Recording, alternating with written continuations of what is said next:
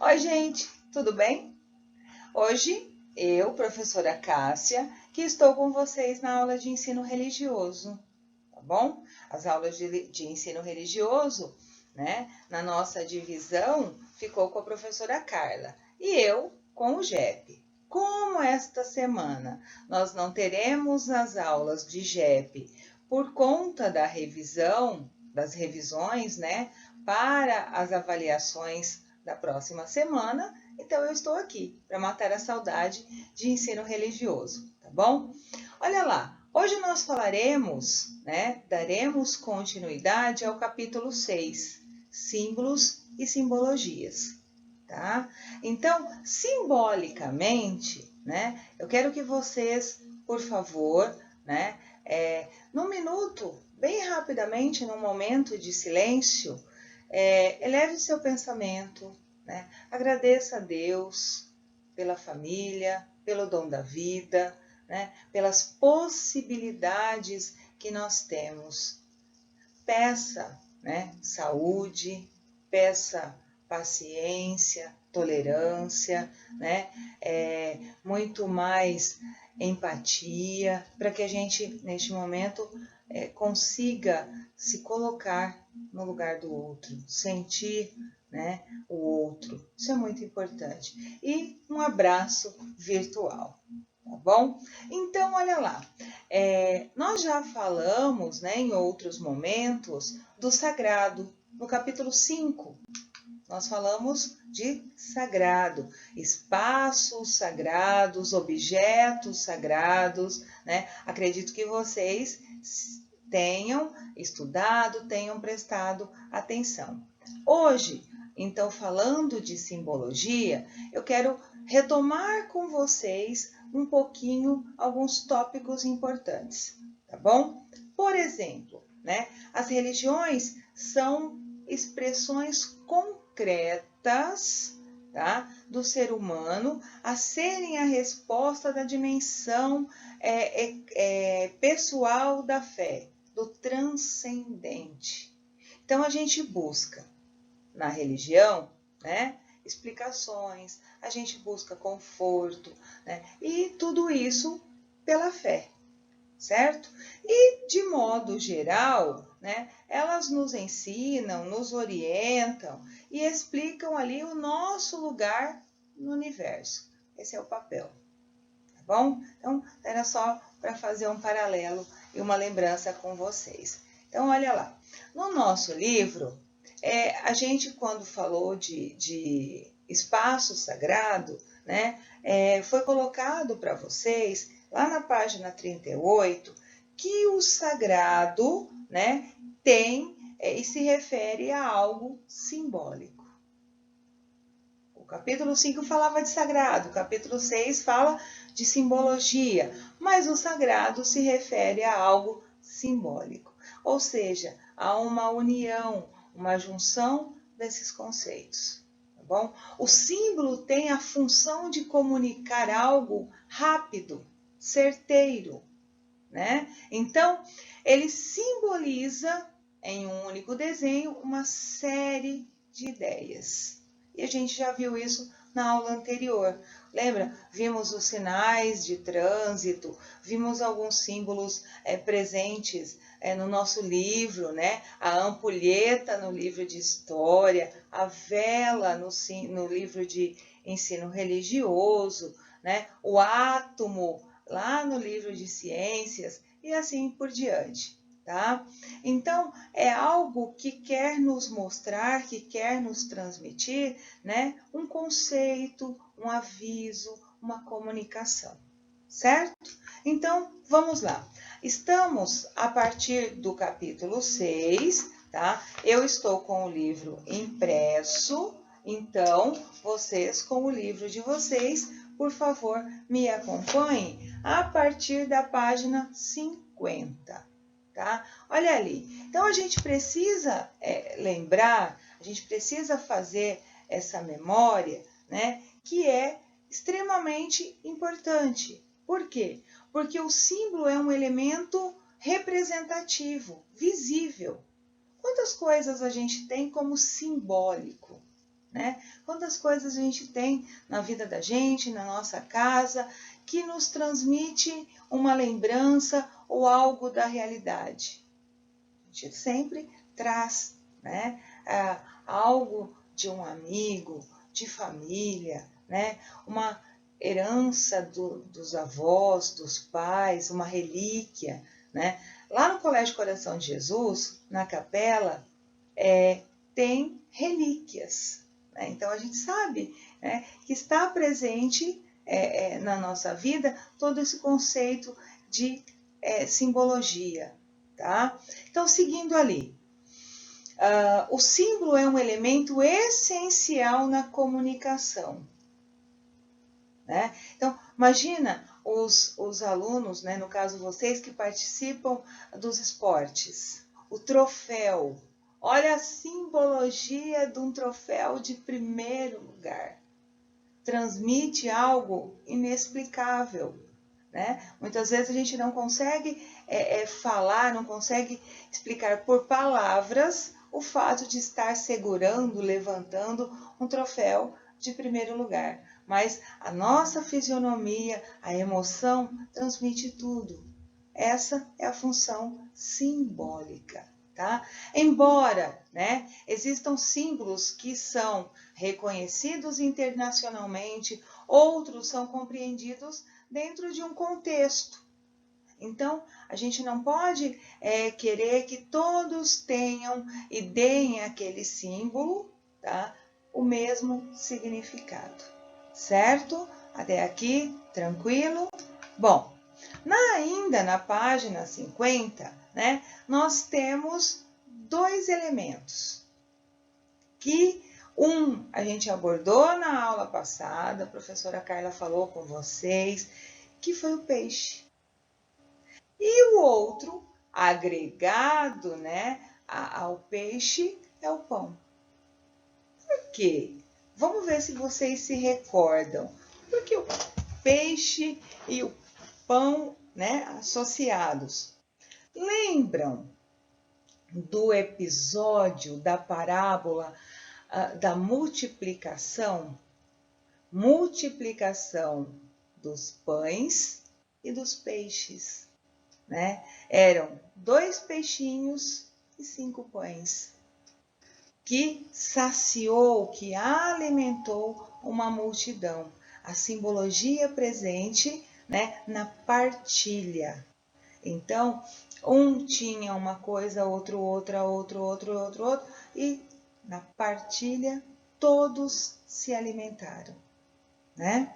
Bom, então eu trouxe um trecho bíblico.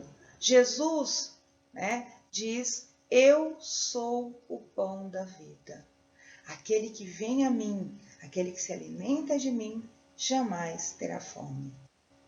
A palavra é o alimento, tá? Então, acreditar e colocar em prática, né, os ensinamentos de Jesus, tá? Por isso, a simbologia, eu sou o pão da vida.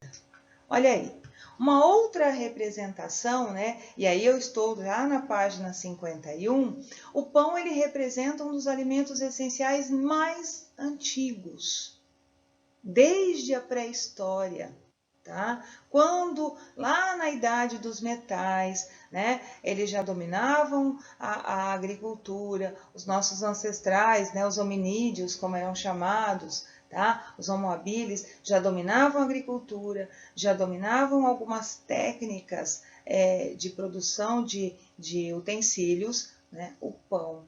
Na Idade Média era um alimento acessível a todos, né? A base alimentar na Idade Média era o pão, né? O pão era consumido tanto no almoço quanto no jantar. Então, isso é bastante representativo, tá? Simboliza não só o alimento para o corpo, mas é o alimento espiritual. Por quê? Porque em várias religiões, tá? Em várias religiões, o pão está presente no momento, né, na simbologia da partilha, do alimento, do sagrado. O pão significa vida, renovação, prosperidade, humildade, sacrifício, principalmente no cristianismo, né? Onde Jesus é o pão, o sacrifício, ele se doa, né, em favor do outro, tá? Então, até aqui, tudo bem? Entender símbolos e simbologias, tá bom? Bom, no cristianismo, tá? Vou mudar lá para a página 52. No cristianismo, nós temos a imagem expressiva desse movimento, desse momento em que Jesus diz: eu sou o pão vivo, eu sou o pão da vida, que é o momento da ceia, né? Que antecede o sacrifício da paixão. Olha lá, ele reúne os amigos ao redor de uma mesa, ele explica, né, o momento sem muitas palavras, pelo entendimento que nós temos, né? E ele então pega um pão, ele parte o pão e diz: o pão da vida. Tá? E depois ele faz a mesma coisa com o vinho. Tá? Então, nós temos esses dois símbolos presentes neste momento. Mais tarde, né, a Igreja Católica instituiu o momento da Eucaristia, fazendo memória do ato de Jesus na última ceia. Partir o pão, né? Distribuiu o pão. Então, é um momento muito significativo na nossa vida, né? De cristão católico, porque é um momento ápice dentro da missa, momento da Eucaristia. A gente passa por várias etapas, por várias simbologias na missa, né? Na celebração. Desde o momento da acolhida, desde o momento da nossa postura dentro, né, do templo, da igreja, do ambiente, da capela, do ambiente em que nós estamos. O momento do perdão, né, o simbólico do perdão ali, para que a gente possa receber o pão. Estão associados nesse fenômeno da Eucaristia. Isso é muito bonito. Tá? Então, independente, né, da nossa fé, da nossa crença, da nossa religião, a simbologia está presente em todas as religiões, tá bom? Então, me acompanhe ali. Bom, seguindo, né, vamos para um outro passo.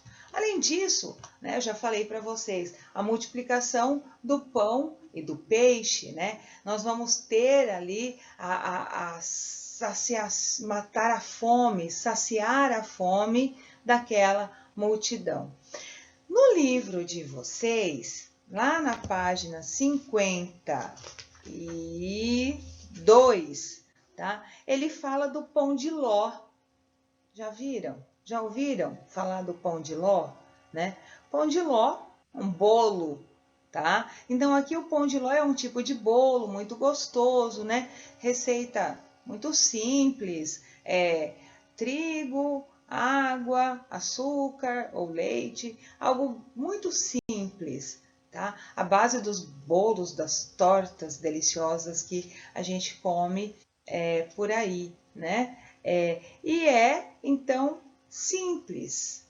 Por que, então, pão de ló? Por ser simples. Não tem muitos ingredientes e é gostoso, tá? Ele menciona também, né, o pastel de Belém, tá? O pastel de Belém também muito gostoso, certo? Não sei explicar para vocês a receita do pastel de Belém. Sabe alguém que pode depois, né, no momento que nós tivermos a oportunidade de conversar sobre isso? A Clara. Todo mundo conhece a Clara na escola, né? A Clara, uma portuguesa, com certeza, pode nos orientar um pouquinho, falar um pouquinho mais tarde, quando nós encontrarmos com ela, sobre o pastel de Belém. Tá? E aí, lógico, né? A gente tem vários outros outras receitas de pão, de iguaria e tudo mais, tá bom?